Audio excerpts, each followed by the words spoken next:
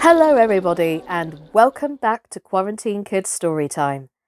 My name's Sascha Cooper and this is The Jungle Book by Rudyard Kipling and the tale of Mongoose Rikki Tikki-Tavy. Last time, Rikki Tikki-Tavy had a very difficult decision to make. What will he do? Will he attack Nag or will he run away? Let's find out. Nag waved to and fro, and then Rikki Tikki heard him drinking from the biggest water jar that was used to fill the bath.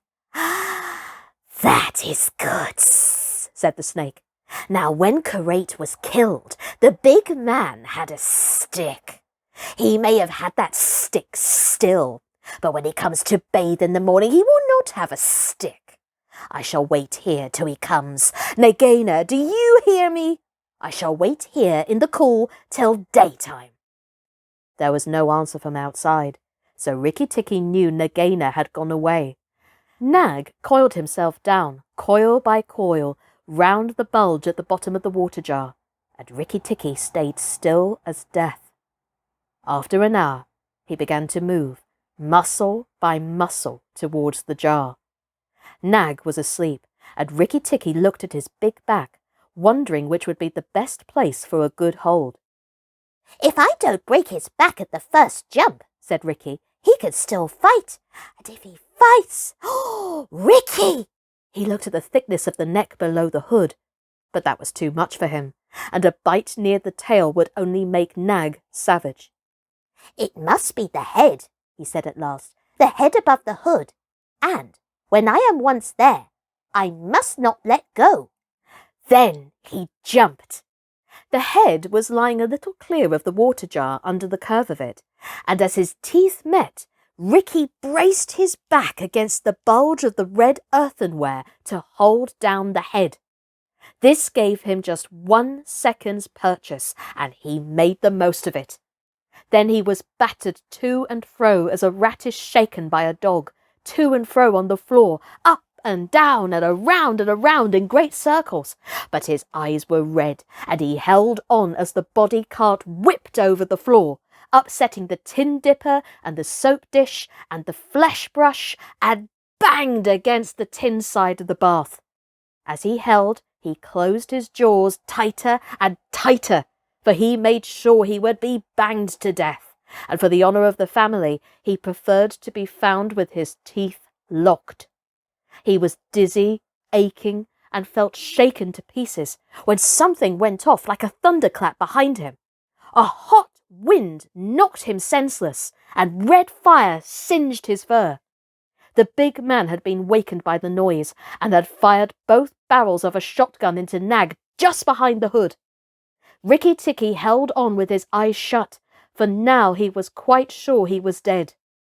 But the head did not move, and the big man picked him up and said, "It's the mongoose again, Alice. The little chap has saved our lives now."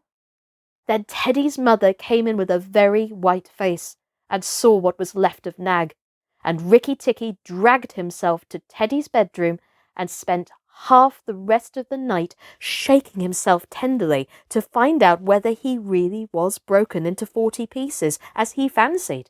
When morning came, he was very stiff, but well pleased with his doings.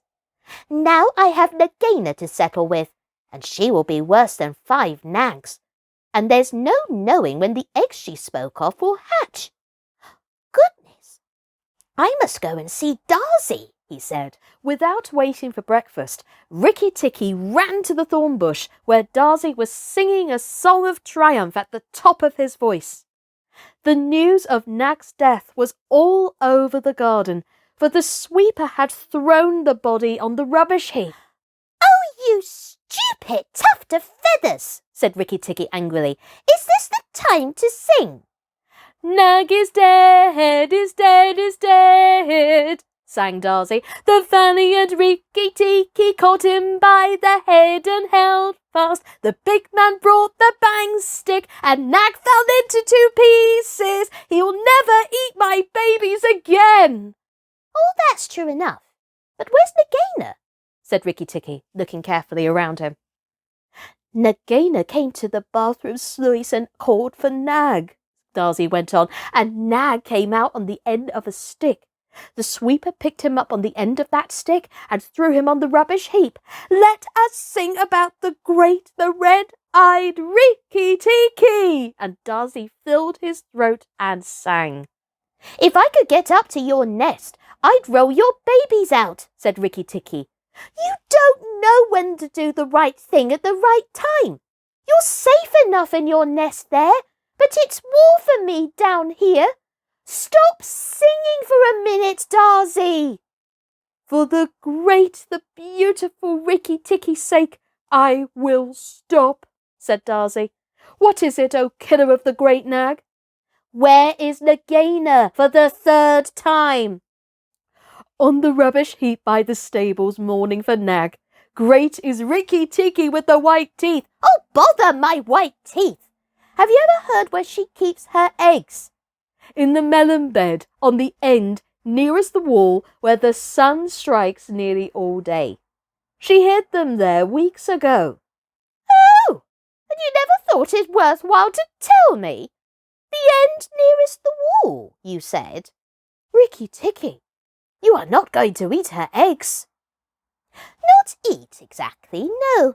Darcy, if you have a grain of sense, you will fly off to the stables and pretend that your wing is broken and let Nagaina chase you away to this bush. I must get to the melon bed, and if I went there now, she would see me. Darcy was a feather-brained little fellow who could never hold more than one idea at a time in his head.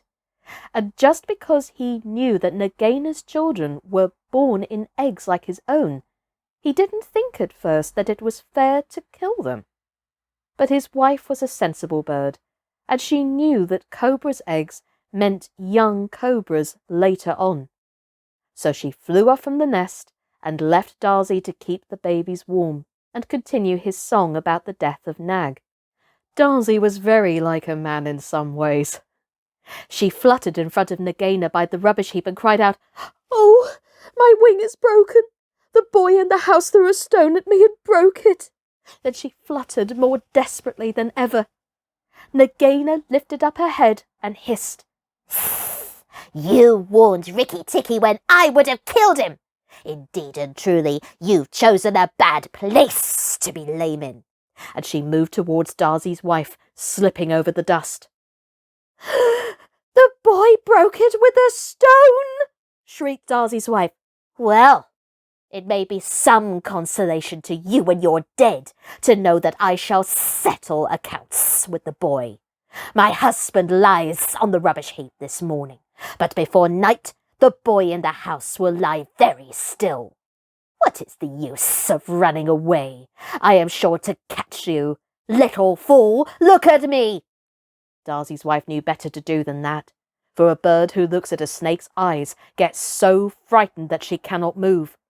Darcy's wife fluttered on, piping sorrowfully and never leaving the ground, and Nagaina quickened her pace. Rikki Tikki heard them going up the path from the stables, and he raced for the end of the melon patch near the wall. There, in the warm litter above the melons, very cunningly hidden, he found 25 eggs, about the size of a bantam's eggs, but with whitish skin instead of shell. "I was not a day too soon," he said, for he could see the baby cobras curled up inside the skin, and he knew that the minute they were hatched, they could each kill a man or a mongoose. He bit off the tops of the eggs as fast as he could, taking care to crush the young cobras, and turned over the litter from time to time to see whether he had missed any of them. At last, there were only 3 eggs left, and Rikki Tikki began to chuckle to himself when he heard Darcy's wife screaming, "Rikki Tikki! I led Nagaina towards the house, and she has gone into the veranda, and oh, come quickly! She means killing!" Rikki Tikki smashed 2 eggs and tumbled backward down the melon bed with the 3rd egg in his mouth, and scuttled to the veranda as hard as he could put foot to the ground. Teddy and his mother and father were there at early breakfast, but Rikki Tikki saw that they were not eating anything. They sat stone still, and their faces were white. Nagaina was coiled up on the matting by Teddy's chair, within easy striking distance of Teddy's bare leg, and she was swaying to and fro, singing a song of triumph. "Son of the big man that killed Nag," she hissed, "stay still. I am not ready yet. Wait a little. Keep very still, all you three. If you move, I strike, and if you do not move, I strike. Oh, foolish people who killed my Nag." Teddy's eyes were fixed on his father, and all his father could do was to whisper, "Sit still, Teddy. You mustn't move. Teddy, keep still." Then Rikki Tikki came up and cried, "Turn round, Nagaina! Turn round and fight!" "All in good time," said she without moving her eyes. "I will settle my account with you presently. Look at your friends, Rikki Tikki. They are still and white. They are afraid. They dare not move, and if you come a step nearer, I strike." "Look at your eggs," said Rikki Tikki, "in the melon bed near the wall. Go and look, Nagaina." The big snake turned half around and saw the egg on the veranda. "Ah! Give it to me," she said. Rikki Tikki put his paws, one on each side of the egg, and his eyes were blood red. "What price for a snake's egg? For a young cobra? For a young king cobra, the very last of the brood. The ants are eating all the others down by the melon bed." Nagaina spun clear round, forgetting everything for the sake of one egg.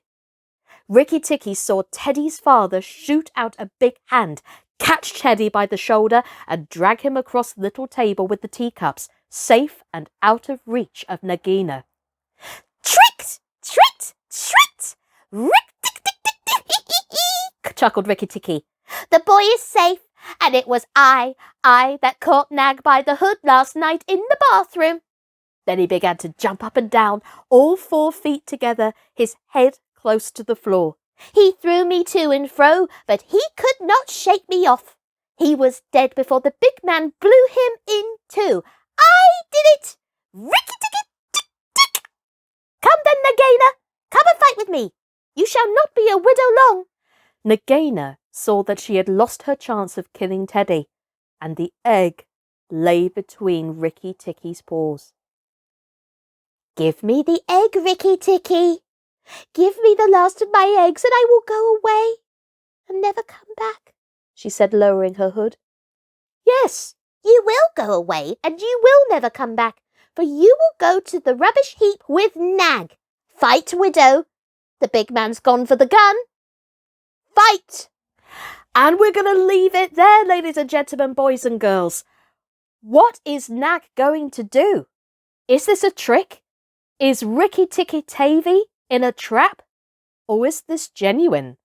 Tune in tomorrow for the conclusion of Rikki Tikki-Tavy from The Jungle Book by Rudyard Kipling. My name's been Sascha Cooper, and this has been Quarantine Kids Storytime. Take care, everybody, and stay safe. Bye-bye.